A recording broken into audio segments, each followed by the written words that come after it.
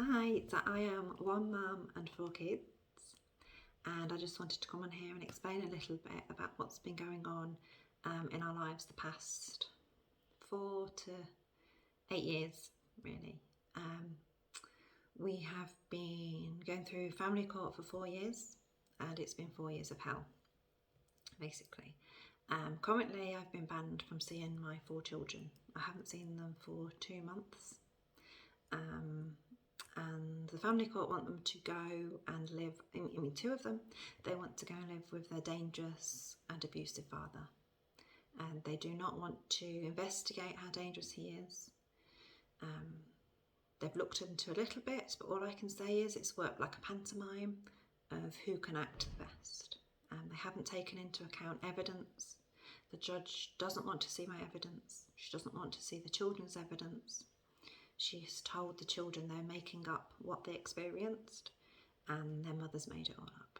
So they want to brainwash the children now to say, your father's safe. And I will go into the steps to explain to you the truth. I've got lots of evidence. I've got videos that people won't see. I've got recordings, I've got photos, voice recordings, testimonies from other people, like schools, social workers, all saying they know he's dangerous, they know he's a threat to the children. So, family court started 2017. And what I've had to do, I've had to split this up into 5 chapters of our lives. And I will make separate videos and trying to explain exactly what has happened. But I want to just give a little snapshot into what exactly has gone on. So like the first chapter really is during our marriage and as a family. And what happened here, the father to the children, anyway, I will concentrate on what's happened to the children. What's happened to me is bad enough, but this is about the children really. So the father had guns. Okay, we live in a normal town, in the middle of a town, neighbourhood area. But he used these guns for control. They were illegal guns. He overpowered them with gas. He made illegal bullets. He threatened the children with the guns. Okay, he even brought the gun into the house to shoot my daughter. I've got the video of this. I've actually got the aftermath video of her reaction to it because I was too scared to film at the time, with the various threats to me as well. But anyway, he shot our house, he shot my car, he also shot my neighbour's window and their car. And my daughter witnessed some of this. Okay, she saw it. The children were threatened to be shot. I was threatened to be shot if I ever spoke up about the abuse. You know, I was told, I'll take the children to Zimbabwe, you will never see them again, you come here, you'll be killed. Okay. He used to leave dead animals lying around the house as a threat. And he would put things on social media as a threat, like, you'll be killed, basically. He would tell me, and then he would put something on social media. But it was very clever, like to the outside looking in, you wouldn't see that was a threat. But to me, I knew what that meant. So I've got 4 children. One's 13, one's 11 with severe autism. He's at a special needs school. One's 8, he's on a special needs register. Personally, I think it's more trauma-based, but, you know, who knows? It could be a bit of autism too. And I've got a 6-year-old who, bless her, she doesn't have any memories of what's gone on, luckily. Luckily, at the minute, she's unaffected, but she is affected what's going on. Anyway, during the marriage, he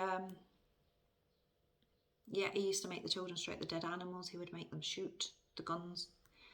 The father would shoot anyway. He would take it to work, he'd take it on the golf course. He had illegal bullets, which I'll go into in more detail with the photos that I've got. The children had physical abuse. They were hit on the head hard, top of their head. Okay, I witnessed some of these.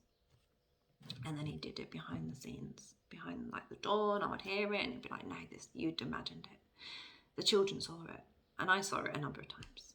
And the reactions, you know what's going on with your children. He whipped my daughter with a belt a very early age, and she had a massive welt across her thigh. He used to slap their faces a lot. He would give them Chinese burns. He would grip them in like places which, and he did this with me, which it wouldn't look as though he was gripping them hard, but it would hurt, you know. He just knew where to get them. The mental abuse, you know, the gaslighting, and the mental abuse was hard. The emotional abuse, you know, he used to ignore them for long periods of time, a week. You know, if my daughter spoke up to him, she would be ignored for a week. Just silent treatment, no words spoken to her. He would call them names like gay, pansy, wet, you're too insecure, you're like your mum, you're ugly, you're fat, you're thin. Yeah, I got all this evidence as well. So anyway, I tried to get him help a lot of times. I was under a lot of coercion from him, petrified of what he was going to do. Yes, I did stay too long with him, but the threats I had to be killed, it was a lesser of an evil staying with him. And even now, like, I would have been in a better position. Which is a stupid thing to say. But anyway, it will all pan out. So anyway, the police arrested him. I reported him for what he was doing, mainly to the children. So we had a social worker involved. Okay, my ex is from Zimbabwe. Funnily enough, this social worker was from Zimbabwe and had only just started working there 2 days before the social worker visited us, and it was a week after he was arrested. And he said to my mum at the time, my ex said, I know this social worker, I know this family from Zimbabwe, I'll be fine. So I tried to get the worker changed, they wouldn't change him, and I thought, well, he's working with the police, it should be all right. Me being naive, thinking social services are going to want to know what this man's done to his children, because it's so bad. And the social worker said, oh, there was no abuse. He didn't even mention the guns in the report, he just said he tapped them over the head. No, it wasn't a tap, it was more than that. So I complained lots of times, as I've spoken about 7 complaints to social services to say, look, this report's wrong. I went to the MP. The MP said, oh, it doesn't matter if it goes to court. The court will see, you know, what he's doing, and they'll see he's actually playing a game to try and alienate himself against the children, which is what he's doing. He's very clever, Mike, so he knows how to play the system. So all he had to do is get the kids. I mean, some would go and see him, some wouldn't go and see him. The ones that were going to see him, he made sure they were scared. So he left guns lying around. He would stalk them and he would harass them. He would say things like, I'm going to kill your mum. You know, your mum's naughty, what she's done, I'm going to get revenge. You know, your mum's lying. You're going to come and live with me and you'll never see your mum again. He got them that scared. And he used to come and drive past the house, and then they were petrified. He'd turn up at school and he'd give them threats there. He would sit purposely behind me. There was lots of space in the assembly, and he would sit behind me just to intimidate me. It was all reported to the police, but no one really understands it. So anyway, court started. This will be the next chapter, so chapter 3 will be court. Okay, court started November 17, and I had a guardian that did a report. And I explained to her, you know, social services haven't done this report properly. He knew the social worker. Look, I've got all this evidence. I brought her in my folders. I was like, look, I've got all of this. I've got these videos. I've got all of this. Look, this is what the children are saying. This is what he's doing now.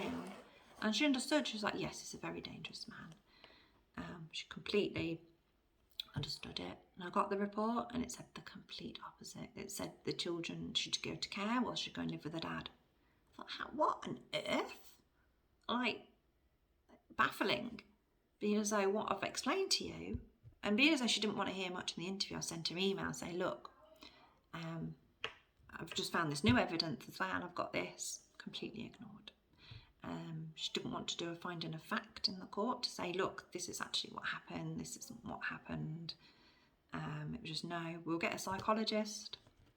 Psychologist got involved, and he was good. He was actually really good, and he said, you know, the children are genuinely scared of the dad. The mother hasn't influenced them in any way. Their body proverbials show that they're scared.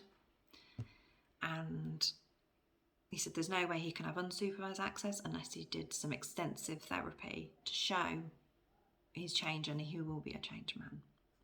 And they recommended CAT therapy, I think, catalytic analysis therapy, which, you know, and the psychologists say that maybe I exaggerate and I'm a bit sensitive, but these reports that you do a tick box don't actually look at post-traumatic stress and trauma.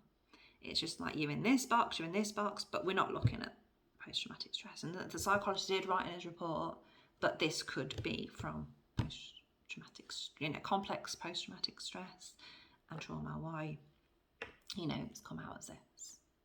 But the judge didn't like what the psychologist said. And I was actually, didn't have representation at this hearing. And I said to him, you know, well, what about the guns? You know, there's no report, there's no mention in these proceedings. It's been going on a year now. There's nothing about these guns. And I was like, I don't care. I'm going to order a section 37, which looks at the children should go into care, because they're saying it's me making the children scared of the father. All right, which wasn't the case. And I had all the evidence, but they didn't want to see this evidence. Baffling. Anyway, they wanted to move contact forward. They wanted to get him to see the children unsupervised. Now, one refused to go completely. She was written out of proceedings, the eldest one. The one with autism went, but he went because he was being watched, and his dad was being good. You know, they were having fun with their dad. I don't deny they were having fun. It was supervised. He's going to be on his best behaviour. But he did get the children round the corner, and that's when he said bad things to them. Okay, it wasn't fully supervised. You know, these people aren't trained with coercive control. They aren't trained with manipulators. They'd go and play ball, go and play hide and seek, get them out of sight of the supervisor, whisper things to them. You know, they'd come out crying. So yeah, they wanted to move the contact forward. I said, but you know what? No mention of these guns. There's no, you know, where's the risk assessment? Where's to say he's not going to do these things again? There's no mention that he's done these things. But yes, but we've been told by the court, you know, it has to move forward, it has to progress to unsupervised. Well, there's no way I'm sending my 4 children unsupervised when you haven't assessed the risk properly. All these reports basically don't say anything. So if anything happens to my children, God forbid, I'm going to be the one blamed, saying, no, you know, come on, you didn't fight enough. So I was at my wit's end, basically. This was October 19. You know, I thought, what? No one's listening to me. You know, I've written so many complaints. It's just, no one wants to help. No one wants to protect these children. I'm the only one who will protect the children. I have even friends that saying, you know, he's dangerous. You know, something bad's going to happen.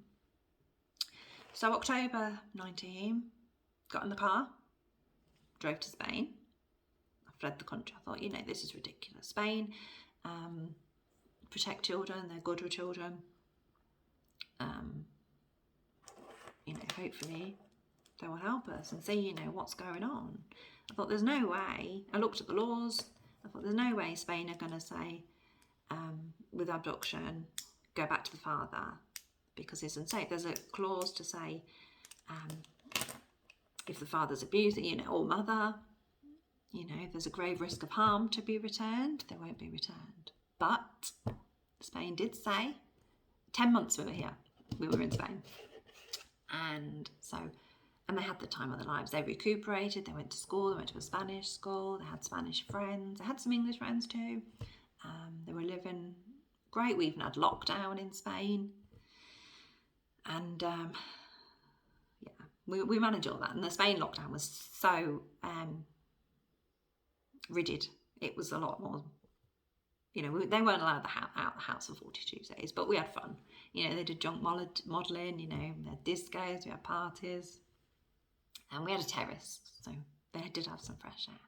But anyway, you know, 10 months we had to go to court in Andalusia, and it was all Spanish, but I had a friend that came with me and translated. I mean, I could get by, but he, you know, with the legal stuff, he translated, and I had a solicitor. But they said because England had applied for a care order when I was in Spain, they had to go back to England because England will look after them. They'll be protected from their father. So Spain being naive, and I was told, the solicitor in Spain, she just said, look, if you say England aren't listening to you, they're not going to believe you, it's political, they're just going to say, no, we're not fighting. And we were still in the EU at this point. Even though I had a little bit of protection from Spain, they said, because you're still in the EU, you have to return. So I thought, right, I'm going to return, and England promised me they'd do a fact-finding, they would look at the abuse in detail. And they didn't tell me, actually, they were going back to foster care. They were like, right, you can come back, you can go and live with your mum, you can go and quarantine with your mum. They didn't tell me the 4 children would be taken off me. They gave me all these false promises. So I had to drive back from Spain. The kids were traumatized. They didn't want to go back. You know, the judges said, yeah, they must have been traumatised coming from Spain. They weren't. We laughed all the way here. They wanted to get out, you know. They knew the area we went to in Spain. I knew it very well because we went 2 or 3 times a year, and we knew people in Spain where we went to. But driving back, you know, they were in tears. They didn't want to leave. They didn't want to go back to England. So we drove out. We had to get the ferry, and that was traumatic on the ferry. I've got videos of how they were, and our last few hours together as a mum of 4 kids. And here we got back to England, met the social worker, and she said, right, they're going into foster care. So I had to drive them in my car. They said, no, they're fine in your car, to their foster placement. So this goes on to chapter 5 of what's gone on. Okay. But bearing in mind, when I was in Spain, the police said they couldn't do me for abduction because I had a full order, a full residency. And they said, you know, it's likely that she's protecting them from their father because they know he's a danger to the police. They haven't investigated fully, but they know what he's like. Social services also said they didn't want a care order, actually, to court because, you know, there's no concerns with the mother. I actually had social services saying that there's no alienation to me, and I've got this recorded, to say, you know, you're a godmom, you've done what you've done to protect the children, you've done what you had to do. This is still the worker now who's now lying about it and saying, no, the father's safe, the father's great. But anyway, so, foster care. Okay, so, yeah, I've got videos of when they were first in the foster care crying to come back to Spain, crying to come back to their mum, looking out the window, looking for their mummy. It's just heartbreaking to see. And I've got a video of my eldest son, not the eldest child, but the eldest son, he's the second born, saying, you know, this is terrible, you know, Spain was the best place he's ever lived. He wants to go back to Spain. He wants to be with his mum. He's crying, you know, he'll never see the apartment again. So I've got all this evidence. And then a psychologist, or should I call her a psychologist, basically. She's not a psychologist, believe me. She's fake. But she said she spoke to the same child only a day or a week later, and how much he hated Spain. He had a terrible time there. He hated the people. He hated the place, which is so far from the truth. She's just plucked that out of thin air and written it in a report to make it look like, you know, he hated it. Well, I've got the videos to show, look, actually, a week before he was only saying this.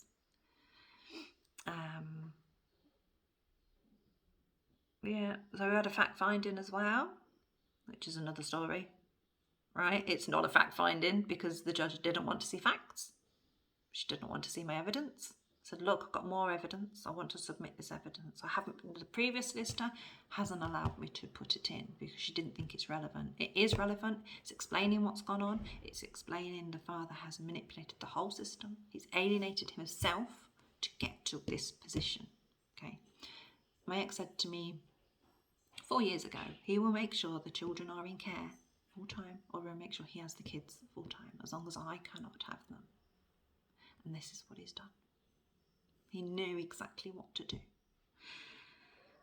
So anyway, now, the foster carer, that's another story completely, right? My daughter hasn't been given food there, she hasn't been given drink there, she's been banned from water. Okay, I've got the recordings when she's gone down and asked for food, and they'll be like, no. She's been sent out 8 o'clock at night to Tesco's to go and buy food from the shop. Half an hour walk, December, dark, vulnerable child, vulnerable girl, 13. And my daughter, I mean, we're not allowed to speak, but she phoned me, and I'm going to answer, aren't I? She's my daughter. In pieces. She was shaking, uncontrolled. She hadn't been fed. So I was like, right, you know, mother instinct, I'll come over. I will give you some food now. So that's what I did. I thought, I cannot let her walk half an hour in the dark to go and get some food. And I got blamed for that. They did find out. And I shouldn't have done it. Maybe the daughter was lying that she didn't have food. You know, they don't want to know the truth.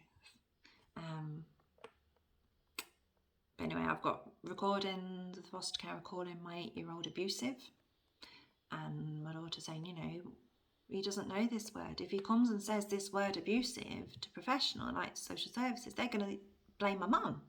And my mum hasn't said this to them. They don't know this word. And she kept calling him abusive. The foster carer called my 8-year-old abusive because he told her to shut up. Okay, he told her to shut up because he wanted a different channel and the other child was being favoured. One child is very much favoured there. So, you know, it was just a reaction. It's a trauma reaction from just to like be like, when it's too much going on, you know, it's not him being rude, it's just his response, unfortunately. I mean, he shouldn't have said shut up, but it was the wrong way to deal with it. Oh, you're abusive. Okay.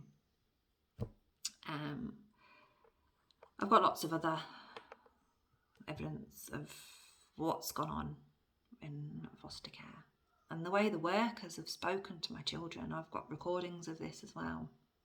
Because, you know, I keep track of their devices, obviously. I get to see what they've recorded. And, you know, what the social services knew my daughter wasn't being given food, they knew she wasn't being given drink. They're like, well, this isn't the right placement for you, maybe we should move you, because they wanted her out of there, away from her siblings, because they're saying it's her that's making her siblings not see her dad. But yeah,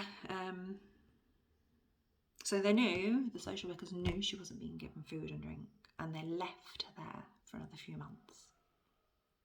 They said to me, you know, we know you're not getting food, we know you're not getting drink. They were pushing her to rebel. They've pushed my eldest daughter to her limits, and she's that traumatised, bless her, my eldest. She's that traumatised of what they've done. And then she's given evidence. She gave a 5-hour evidence in court, and they've said to her, they've written her a letter to say, we do not believe the abuse you've had. We believe it's your mum that's brainwashed you. But yet they won't look at the evidence, right? So can you imagine a daughter getting a letter to say, none of this happened to you? You know, this horrific abuse, which she's told the police in 2017. She did an interview then. Judge refuses to see that interview. She refuses to watch that DVD. She refuses to watch the father's DVD to show, look, he's admitted to these things and now he's saying this. It's completely different. Why has his story changed? Oh, I can't see those DVDs. Well, why don't you want to know the truth, basically? But now, anyway, I'm in a position now where they want them to be reunited with their father. Now, one refuses to go. He's been locked in a room with his father. This is the one that's been told, you know, I'm going to kill your mum. Oh, if you speak up about what's happening, I will kill you. Your mum's bad. Your mum's lied. When, bless him, this boy remembers what's happened. Okay, he's scared. He's been locked in a room by social services with him. He's had to climb out the window. He's had to climb up trees at school to get away because they're forcing him to see his dad. Right, at one time, they bribed him with sweets to get in the car. And they bribed him with taking him to McDonald's. So they took him to McDonald's just to get him in the car, and then like, oh, now we're going to see your dad. So it's been like, well, you're lying to me. And one time he thought he was coming to see me, got all excited, turned up, and it was his dad. And these are all in reports. These will all be published. I have all these reports to say what's going on. So if they're not taken into account why he's scared, I've just said, well, the judge has said it's because of this. It's because the mum's made it up. They're not listening to the children. They're not listening to the solid evidence of what's gone on. So now, what they want to do, now they've stopped them from seeing me, my eldest has been moved out of the foster care home. She's banned from seeing her siblings. Her siblings are banned from seeing her. Okay, I've got videos as well and recordings how distraught they were about not seeing each other because they're such a close-knit sibling group. So close. They fight like anything, like siblings do. But you mess with one of them, the other one will stick up for them. So now, yes, they want to do this therapy work with the children to say, your mum's made up all this abuse, your dad's safe, right? The judge has decided, she's this big important person, this judge has decided your father's safe. And your father cried in court, and your mum didn't cry in court. No, because you sacked my solicitor, which is another story. I'll get onto that in another video. So they want to brainwash the children. And it's evil work, what they want to do. To go through what they've already been through, right? Before separation, with everything that they did to them, to what they've been through in court, how he has actually, my ex has actually forced the kids not to want to see him, which is baffling to anyone to understand that. But he's playing a game and he's playing the system. He knows if the children are that scared, the mother's going to get blamed. Because there's no factual evidence in family court. It's just like, he said that, she said that. Okay, well, we're going to believe the abuser. Because it's drawing it out.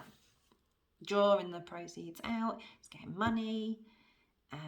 And these people, they enjoy the power. They enjoy the control. And they enjoy hurting children. Is all I can say. The social worker knows, and I've got recordings of him as well, saying, oh, he's seen my evidence. He's sat 3 hours with me 2-3 months ago looking at the extra evidence. I said, look, come off it. I've got this, please see it. I've got diaries saying like daddy's going to kill me. I've got videos, I've got recordings of the FaceTime to show actually this is what's going on with the father. He's making the contact that difficult, is frustrating contact to make it look like it's me. I've got all this evidence. I've also got evidence of the way the judge spoke to me in the fact finding. Okay, which was horrific. Absolutely horrific. And the way she spoke to my ex and how she would joke along with him and, being like, oh yeah, he'd admit to some abuse and she was like, oh yeah, that's fine because you're married. Or that's fine, you've admitted it and you've changed.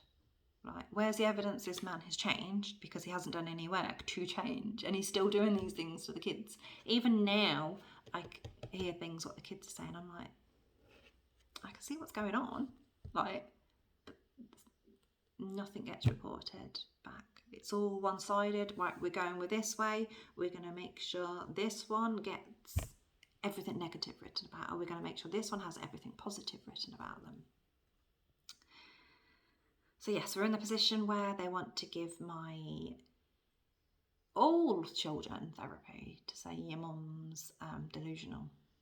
Okay, this is why I'm making these videos. This is why I'm going to put my evidence out there to show. They don't want to see the evidence. People will see the evidence.